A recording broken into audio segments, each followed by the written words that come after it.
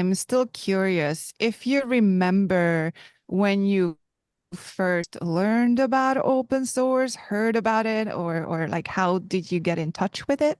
Unlike a lot of developers who come into it because they started a project or they started contributing to a project, for me, it was through the business angle that I discovered open source. Not surprising, right?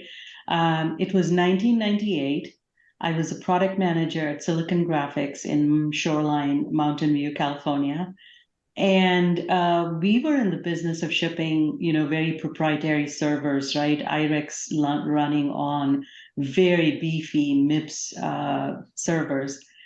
And the writing was definitely on the wall for SGI, Sun, IBM, HP, that commodity servers running Linux was going to be the future, and that customers wanted cheaper, faster, better, but really we're building these big data centers and filling them with servers.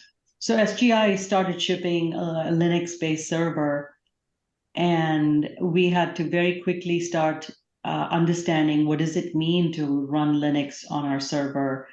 How do we work with the open source community? And in those days, Linux was far behind Unix in terms of feature function. And so it was, how do we make up these deficits? How do we contribute? What pieces do we contribute? How do we support enterprise customers on an open source product?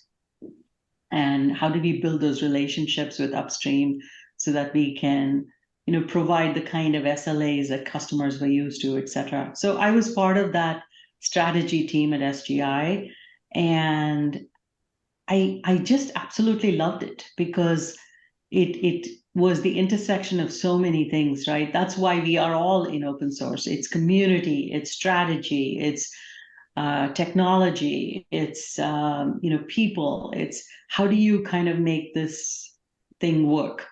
And there were very few of us doing open source in those days, so I had a chance to be a pioneer on building business models and support programs and product strategy and things like that. So that was when I first discovered open.